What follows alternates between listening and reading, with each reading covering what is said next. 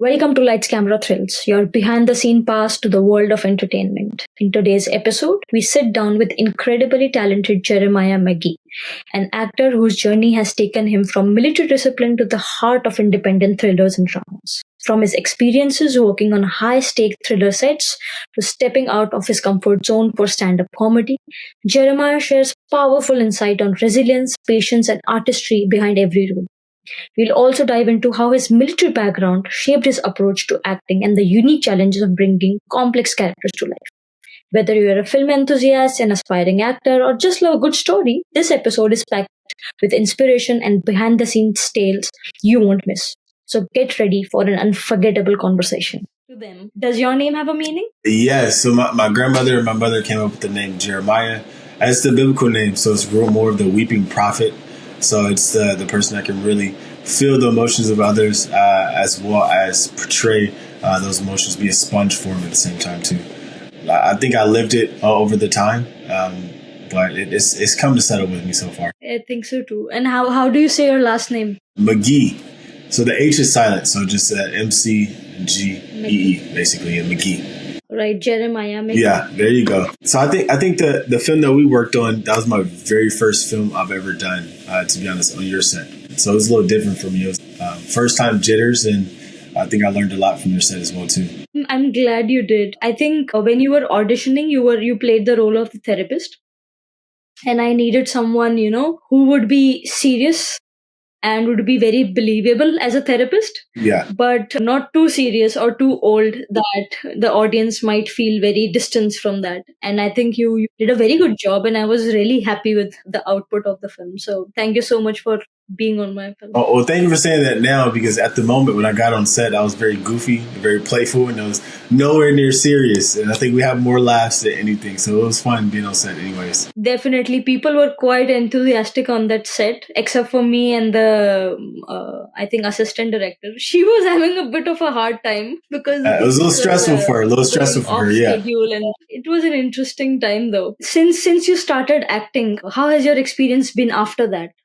I would say the other films that you did. Your film, it set a high expectation because the way you guys transformed the scenes, the rooms to exactly what you wanted was amazing. I haven't seen that just yet, only in thriller films, but more of my drama films and my TV shows and the short films I've been doing, they've been allowing me to kind of like step out of my comfort zone and get more comfortable on set, communicating with other actors, producers, directors.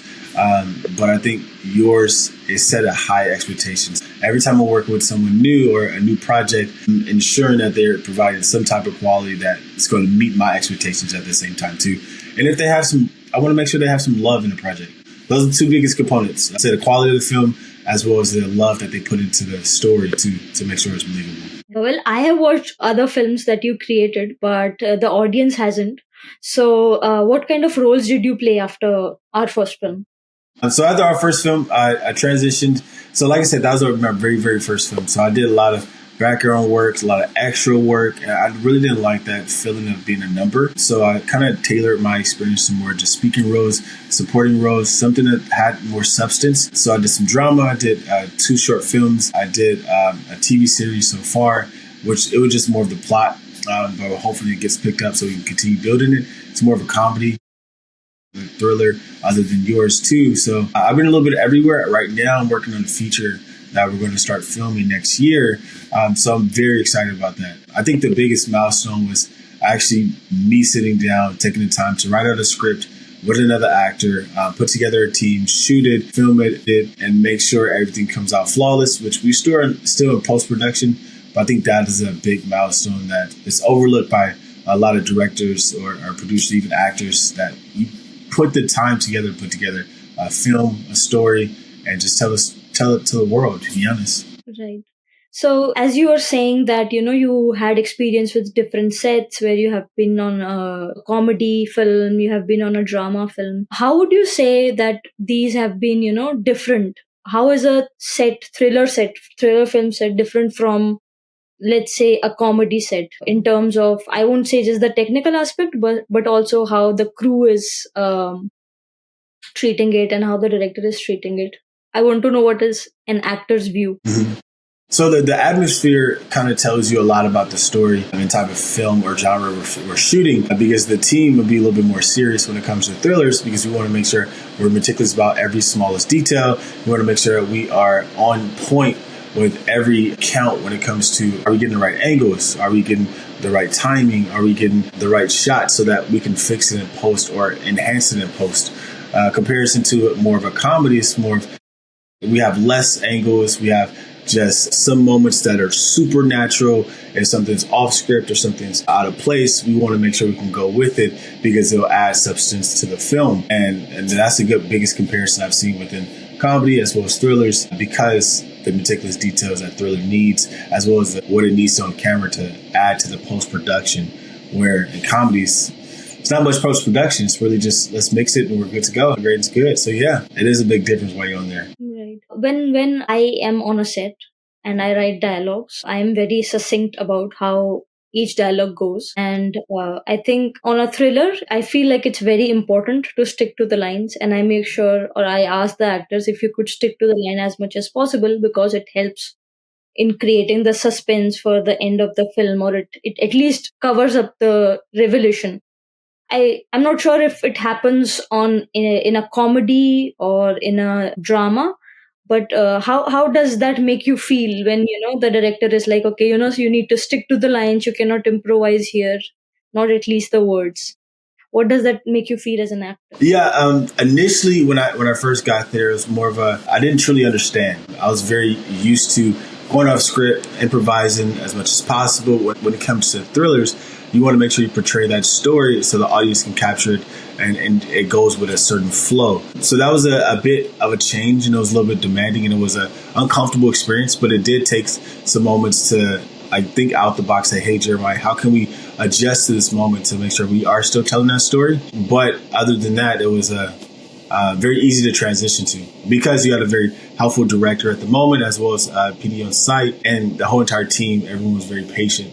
I believe with thrillers, you have to have that patience mentality, because we're going to have multiple different shoots. We're going to make sure we can get it right. And from other films I've worked with, sometimes we had to do one shoot, one take wonder, because of the effects. We couldn't set up the scene again just like that because the glass is broken, the placement of things. But with thrillers, you have the ability to run multiple times. So I think that's what gets me comfortable to actually, let's stay on the script, Jeremiah. Let's stay on the script. That didn't work. Let's make sure we can tell this story the right way. Moving on to something about you. Well, I was going through your bio for the role back in 2022. I read you were working in the military at that time, and that made me curious. What kind of impact did working in the military have on your acting? So the military, they're very meticulous about, I want to say, having inner peace as well as being disciplined as much as possible. From just smallest things, even if it's just make sure our drawers are folded up correctly, we're washing on a more of a consistent basis. Everything's really planned out to the T. So I transitioned that more into the filming side of things when it comes to how I rehearse for a role, how I learn a script, how I actually perform and communicate with everyone on the site, because a lot of directors and producers are different and want things done differently. So I need to have the discipline to kind of keep my principles at heart, but still have an open mind to understand what the director wants, what the team wants on the camera side of things, because I'm just in front of the camera, but behind the camera is really telling the full story. So being able to collaborate evenly is where the military was helpful about, and being patient every single time we have to run again. In my perspective of the actor, it was done. Yes, I got that shot. It was perfect. I felt it. The camera didn't feel it. The camera didn't see it. So let's write it again. Take a deep breath. Let's do it again. Let's get back in the scene. So I think that's the biggest thing that the military did to help me out. Make sure I can continue being patient on those moments that we have to run it back, I did have a moment where another thriller, not this one that I'm working with you, we're shooting at 3 o'clock in the morning. We started at 11 p.m. Then we shot all the way up to like 3 o'clock, and then the smoke machine died. So I had to sit there and wait until they go charge the smoke machine, coming back. And we were like in the middle of the street, had to fog it all up again. Yeah. So at 3 o'clock in the morning, we thought we had 2 more takes to do. As soon as that dies, we got like 5 more takes. I end up taking a nap in the car while we were waiting for this fog machine to actually charge. And then once they got back, we didn't get finished filming until like 5 o'clock in the morning. So that's just more of an essence of how patient an individual has to be when it comes to creating these thrillers, because you never know what's going to go wrong. And so many different effects, so many different moving parts can change the scene or change the moment of the time it needs to be done. So that patience is a big thing right there too. Right. I think sometimes we as filmmakers also forget that how the kind of discipline that filmmaking demands is almost as if you're preparing to go in military, and you need to be very patient, very meticulous, and then, go through the entire process basically. Yeah, because I've been part of sets where they didn't really run a dry run of the shots or anything else before going out there. So we end up staying out there even longer than needed. It was projected to be in there for 4 hours, but ended up being there for a whole 8 hours, double the time you're supposed to be out there. But then I've also been part of sets like yours, as well as in, some other thrillers where they did dry runs. They went out there, scouted out before, have an entire team out there. And the time frame that we had to actually shoot a voice, we had to go over a little bit because it happens in filming. But it was more of a very controlled. Everyone knew what we need to do, how to execute, had the shots and the angles planned out. And I think that's the biggest thing right there. And that's a good relation with, once say, military forces, as well as just shooting a film, is you have to have as much detail, dry run practice, and the same discipline and patience at the same time. There's nothing like shooting a rifle, though. Shooting the camera is different. Was there any particular moment in your time while you were serving in the military that helped you in any particular role, or some experience that you took with you and applied it in any role?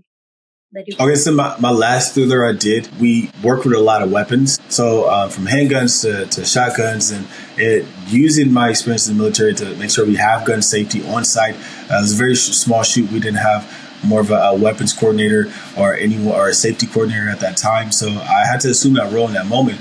Because we want to make sure we're safe. I know we're still shooting blanks, but we still can't put it past anyone to make a mistake. Mistakes happen. We're all human.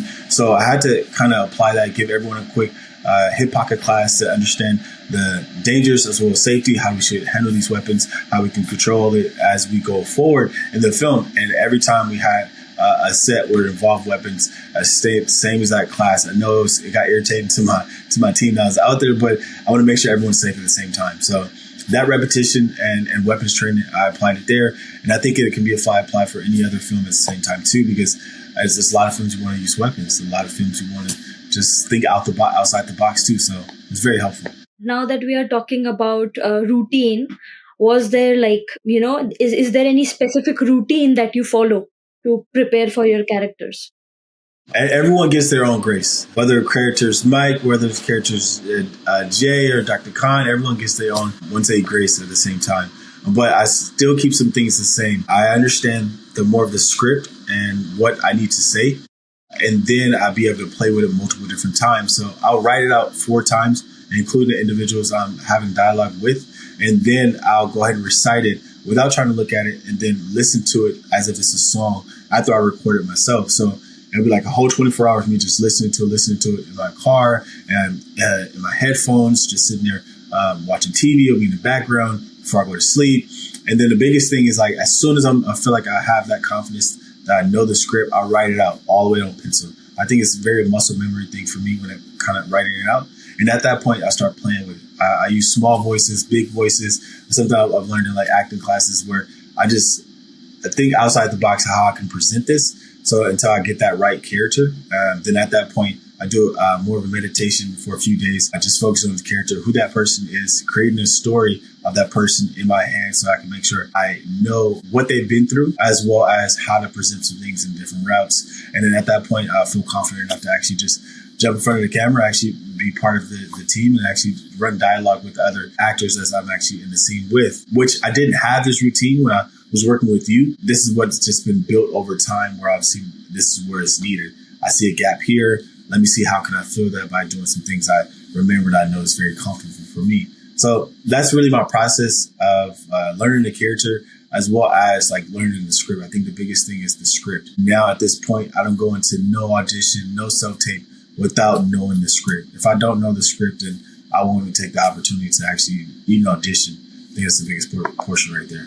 But let's just say that as compared to any other genre, thrillers have more complex characters where even the character is going through something where their own principles are challenged, and it really makes it a very complex character for the actor to play because they need to decide where that gray line is. And then the director also gives in their opinion, and it becomes more difficult, I guess, more complex. So how would you deal with that situation, or has a situation like that come up in your career? So it has actually happened. I played a role as Mike in Suburban Story, and those moments where he was robbing houses and shooting other people or getting shot at the same time, he had to hone it into the reason why he was doing it, because it's his daughter. And I have a daughter myself, so I kind of use her as a muse in those moments to really get into the character and the head of Mike, so I can put my feet in his shoes, so I can truly understand how to actually execute. And that was a beautiful point right there too. It just took my chance to think outside the box and how can I add my life into this character in that moment too. And more often than not, what I see with all the actors who have been working in the industry for really long time, I think sometimes the darkness of a thriller set goes back with them at home. And I know before this we were having a chat, and you have two very beautiful daughters, and I feel like when you're working on a set with a complex character, a dark character like that, how do you manage it off screen when you are dealing with, or like, going back home? Yeah, so another strategy I love to do is meditation. I think that's the biggest thing right there. Having those moments to really reflect on self and separate from the character and Jeremiah at the same time, because the lines can get blurred.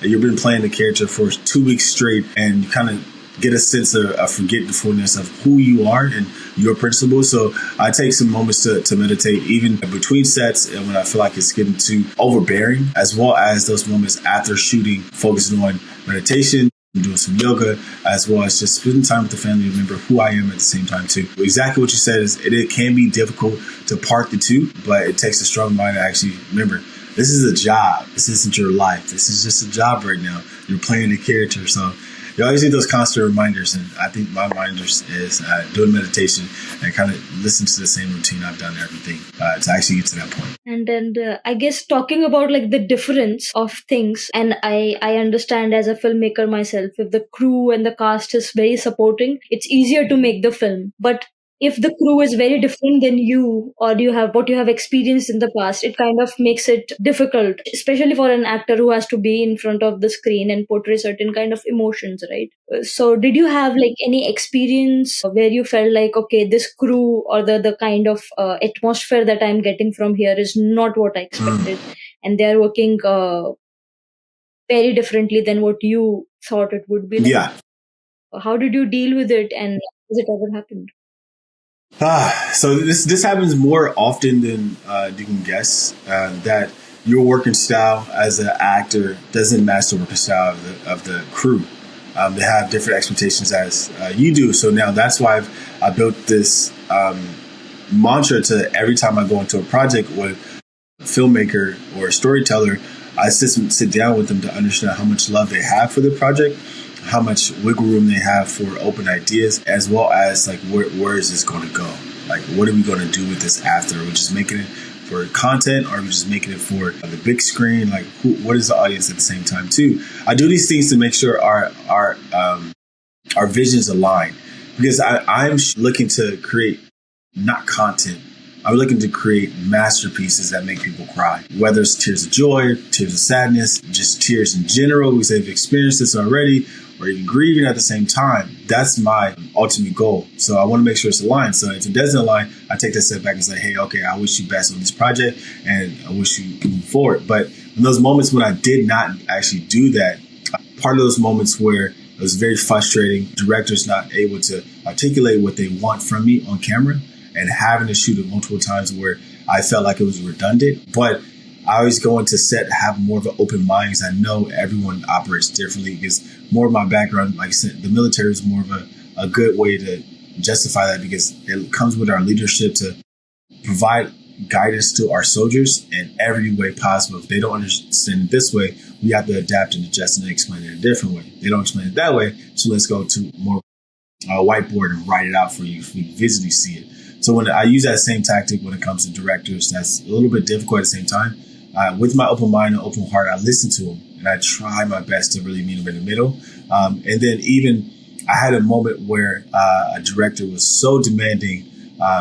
After we had a break or a recess, I had to pull him to the side and just have a genuine talk to him and understand what he truly does want, because I shut down when someone starts yelling and I can't do it. I don't know why. So that's why I take the initiative, like, hey, let's take the conversation to the side, understand what you really want, let you know how I work as an actor and how I best can serve you. And after having that conversation, we were able to meet in the middle and create something beautiful. Granted, it was just a student film, but still, this is life lessons we're going to learn as storytellers, as actors, as directors, all the way down to our last film that we ever create. So those moments, I think it's more demanding on thriller sets than it is on dramas or even on comedies, because like we spoke earlier, the attention to detail is extremely important, whether it is the camera angle, whether it's the acting, whether it's the way I'm crying at that moment, the way I'm screaming or scared, compared to more of the regular sets of drama or comedies where a lot of things can slide because post-production can fix it. If it's not recorded properly in a thriller, post-production can't fix that. So I totally understand. I try to have an open mind, open heart to everything that I was providing. So I won't take anything personal. I think that's the biggest thing. Others' perspectives that they may take things personal because in the moment, this is your craft. So I understand why you take it personal. I look at it as a job at the same time too. So I have to separate the two. I hope that answers your question. I was a little bit everywhere. Definitely, it does answer my question. In fact, it also makes me think as a director, how can I make an actor's job easier? I feel like generally I give references of, this certain actor did something back then, and that is the kind of vibe I'm hoping for. And I have seen actors do a marvelous job once they have some sort of reference coming in. Do you also have like any references? Do you ask directors for references or have your own research before, going on a set and seeing what exactly is the look and the feel of the.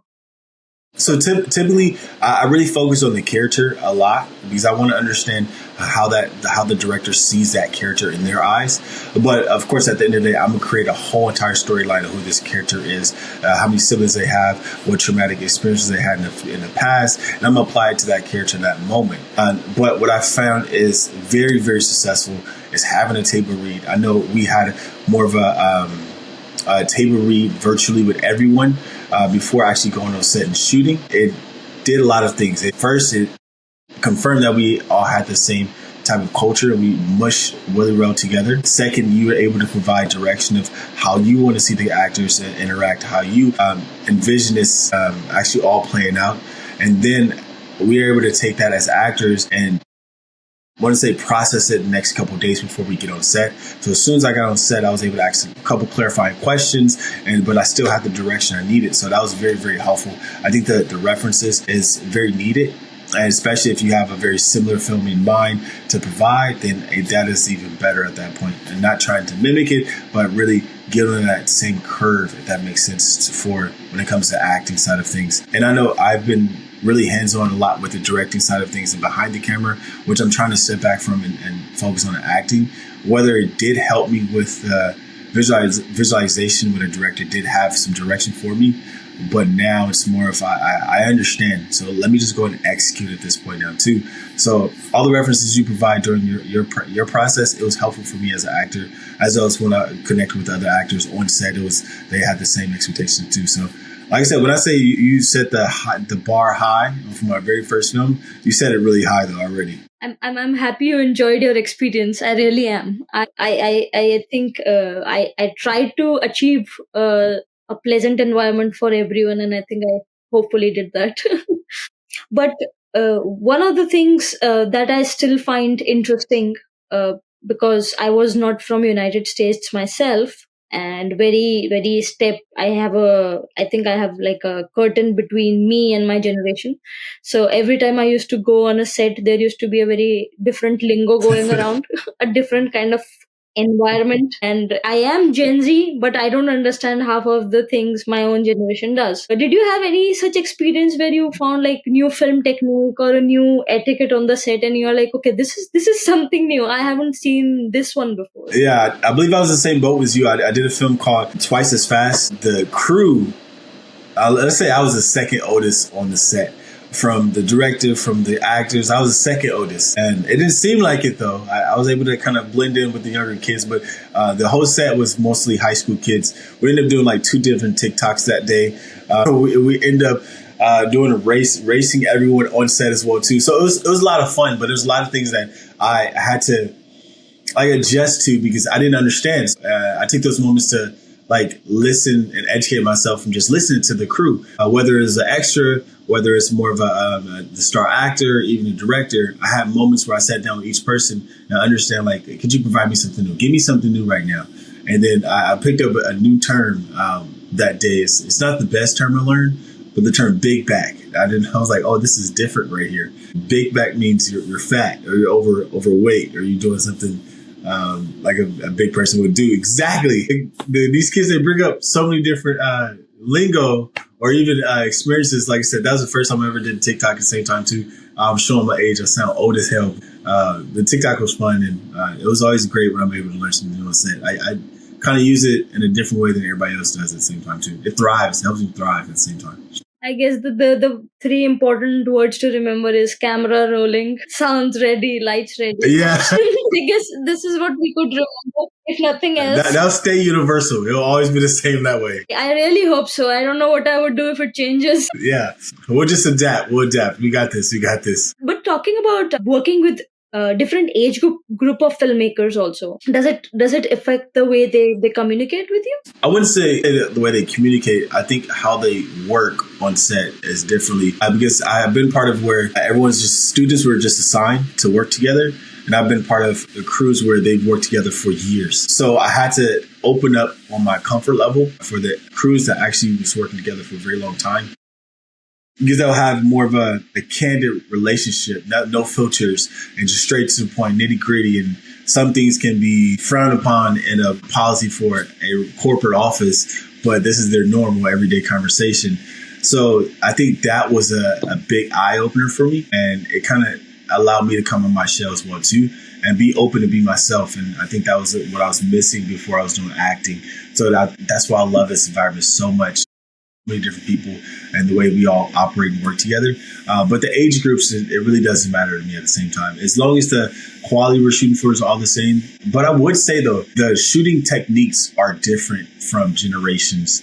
I've worked with the older generation where they had shooting techniques where they had a whole entire crew, 2 people dedicated to the lights, 2 people dedicated to sound, 2 more people dedicated to just the camera, director's hands off, he's just watching and delegating. And that's more of the older crew that's working together for a very long time. And then some of the newer crews where I see the director's trying to do the camera, director's trying to do the sound, director's trying to hands-on with the lighting. It's like, okay, I understand, but everyone has a different shooting style. So that's why I'm very open to it. And I was like, all right, so whenever you guys need me as an actor, I'm here. So I think that's the biggest difference when it comes to the age gap and that I'm getting used to still. Interesting.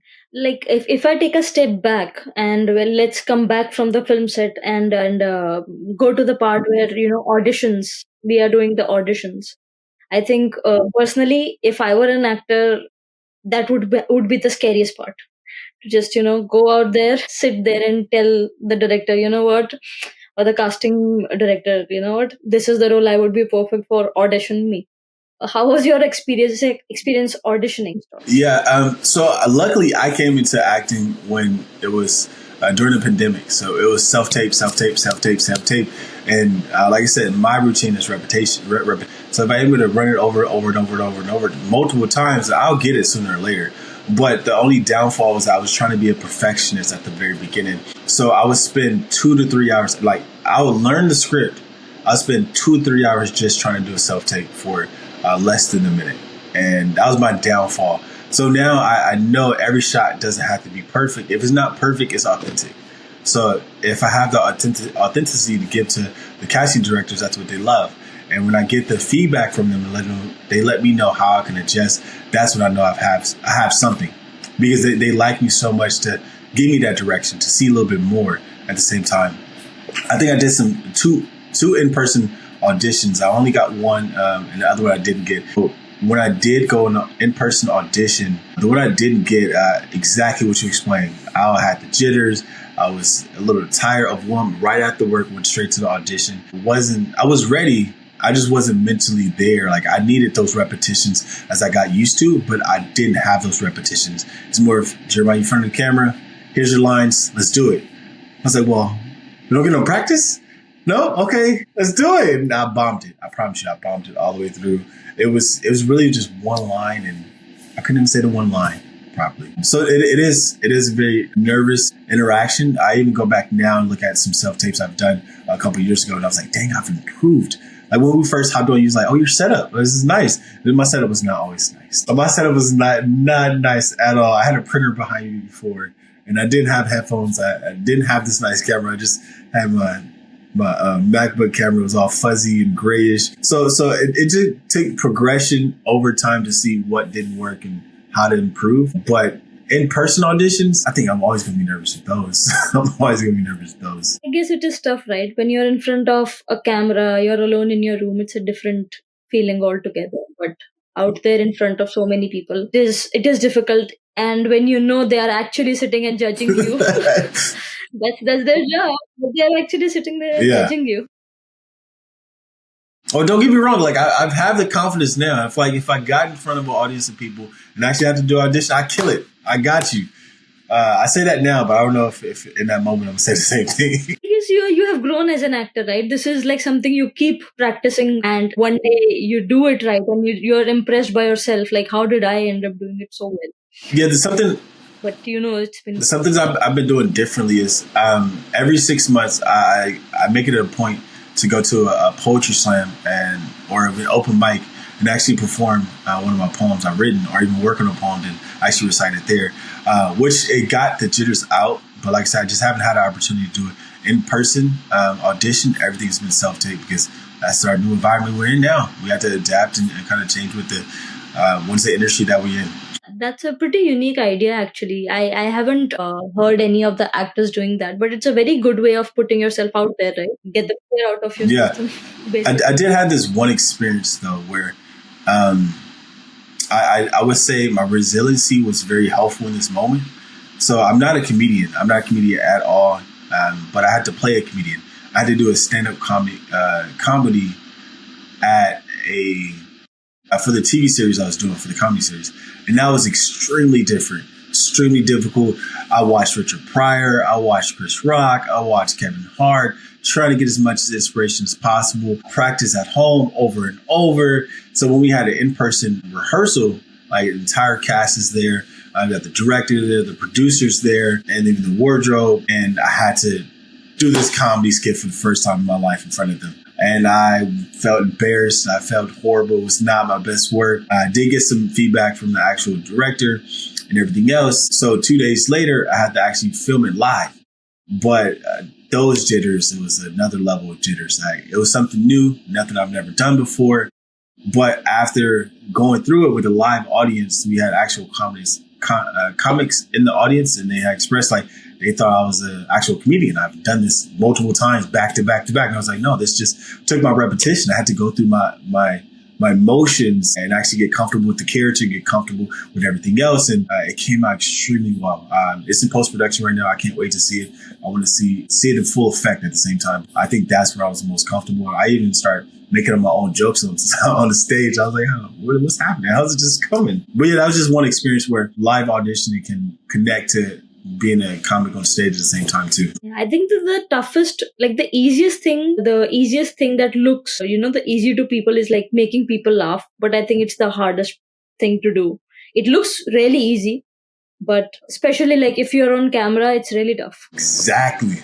If it's a bunch of friends, it's a group, and you crack a joke, it's a very different situation, and people, get into comedy thinking, this is how it's going to be, and then when you're on stage, you realize, oh my God, this is a very hard audience to please. Yeah, I had that live experience, so exactly, it is extremely difficult. I'm like, no one's laughing. Okay, next joke. Well, I would say like you have had so much different experience as like, in comedy and thrillers, and you have worked for a while, what would you have, like, what recommendation or what things you would avoid if you had to do it all over again?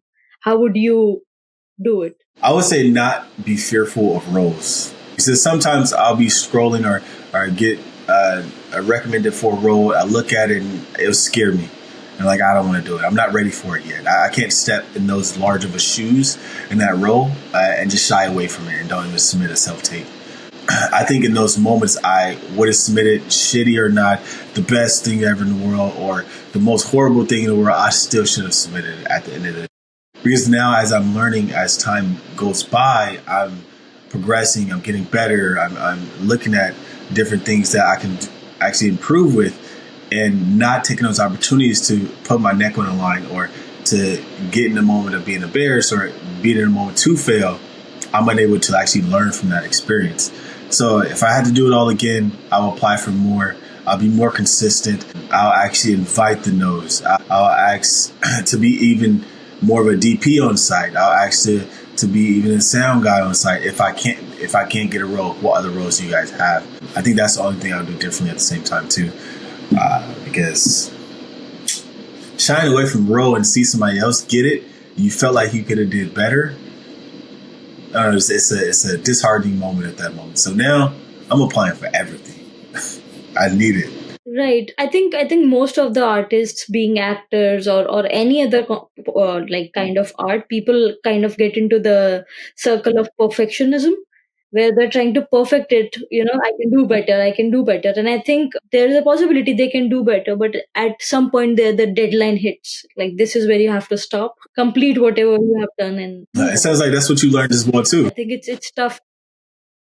Yes, I guess. Well, let's head to the end part of our podcast, and here I would like to ask you any three favorite films or any three films that you would recommend to people that inspired you in any way and you would want the audience to watch. So if I had to say thriller based, the most recent one I can think of is Get Out. I think that story alone speaks to the black fear in America that I believe we may go into. It was very resonating with me and my community, and it was very, very well done when it comes to thrillers. And it kind of hinted on a lot of things historically, a lot of things that's relevant now. And so Get Out is a very, very it hit home for me. It wasn't just scary.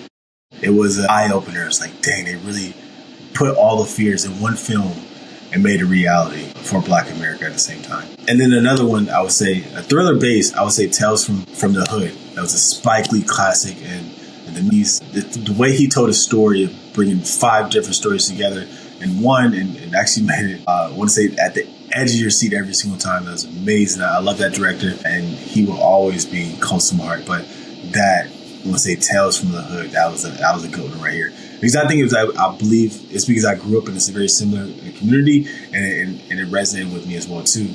But another movie outside of the spectrum, but that still was a thriller. I think I really just love it because the way they depicted the characters in a different way was World War Z. It stars Brad Pitt. He does a great job in that movie. Even though most of the CGI, he still does a great job as an actor. And just the zombies, it took it in a different realm. Instead of just the Borneo zombies walking super slow, let me eat your brains. Now, these are fierce animals attacking you. These are monsters nonstop.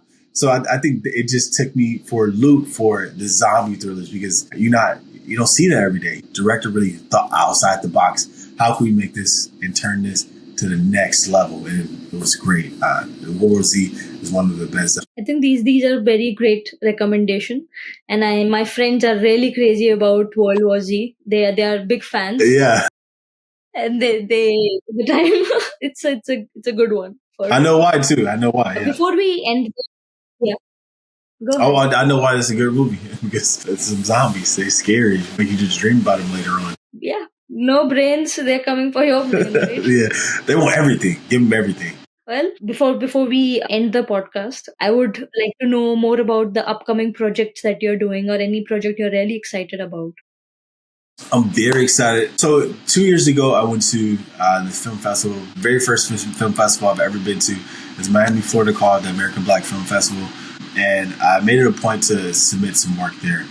So I just finished two films. One is called Underachiever, which I'm the lead in there as Jay, and then excuse me.